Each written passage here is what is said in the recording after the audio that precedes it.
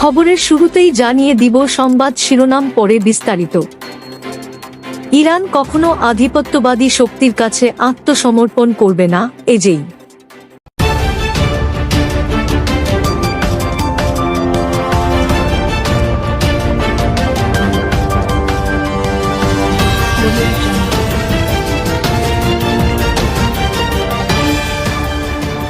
ইসলামী প্রজাতন্ত্র ইরানের বিচার বিভাগের প্রধান হুজ্জাতুল ইসলাম গোলাম হোসেইন মোহসেনী এজেই বলেছেন, বৈশ্বিক আধিপত্যবাদী শক্তির কাছে তার দেশ কখনো আত্মসমর্পণ করবে না।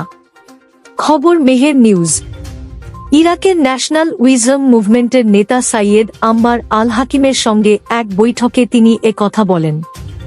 ইরাকের এই প্রভাবশালী নেতা বর্তমানে ইরানে অবস্থান করছেন। মোহসেনী এজেই বলেন, সাম্প্রতিক আঞ্চলিক ঘটনা প্রবাহ প্রমাণ করছে যে শত্রুরা শক্তিশালী ও প্রগতিশীল ইসলামকে মেনে নিতে পারে না এবং মুসলমানদের শক্তি সহ্য করতে পারে না। তিনি জোর দিয়ে বলেন, তেহরান কখনো যুদ্ধ শুরু করেনি এবং ভবিষ্যতেও করবে না, তবে বৈশ্বিক আধিপত্যবাদী শক্তির কাছেও আত্মসমর্পণ করবে না। তিনি আরও বলেন, আমরা চাপিয়ে দেওয়া যুদ্ধ বা চাপিয়ে দেওয়া শান্তি কোনোটিই মেনে নেব না। এটাই আমাদের বিপ্লবের দুই নেতার বারবার উচ্চারিত সুস্পষ্ট নীতি।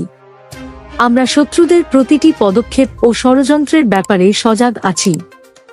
অন্যদিকে সাইয়েদ আম্মার আল হাকিম উল্লেখ করেন, ইরান ও ইরাকের সম্পর্ক কেবল দুই দেশের কিংবা দুই প্রতিবেশীর সম্পর্ক নয়, এর চেয়েও গভীর। এদিকে ইরান আসন্ন international atomic energy agency IEA এর সাধারণ সম্মেলনে পারমাণবিক স্থাপনাগুলোর ওপর হামলাকে অগ্রহণযোগ্য ঘোষণা করে একটি খসড়া প্রস্তাব পেশ করবে ইরান।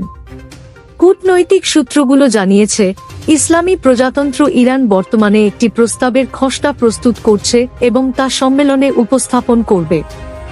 ভিয়েনায় আন্তর্জাতিক সংস্থাগুলোর কাছে রাশিয়ার স্থায়ী প্রতিনিধি মিখাইল উলিয়ান সামাজিক যোগাযোগ মাধ্যম এক্সে এক পোস্টে এ পরিকল্পনার বিষয়টি নিশ্চিত করেছেন।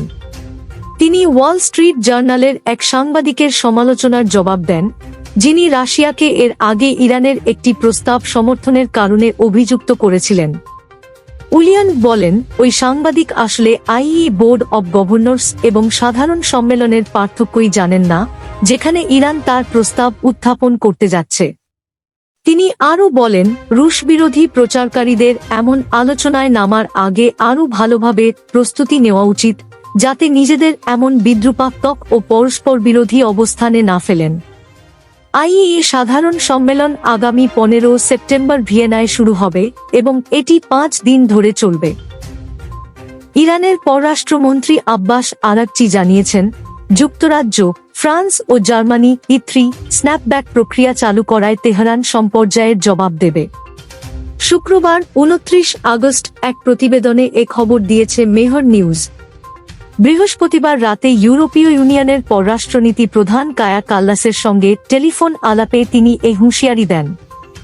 E3 দেশগুলো জাতিসংঘ নিরাপত্তা পরিষদে ইউএনএসসি আনুষ্ঠানিকভাবে জানিয়েছে, 30 দিনের মধ্যে যদি পরিষদ তেহরানের ওপর থেকে নিষেধাজ্ঞা স্থগিত রাখার প্রস্তাব অনুমোদন না করে, তবে তারা জাতিসংঘের নিষেধাজ্ঞা পুনর্বহাল করবে।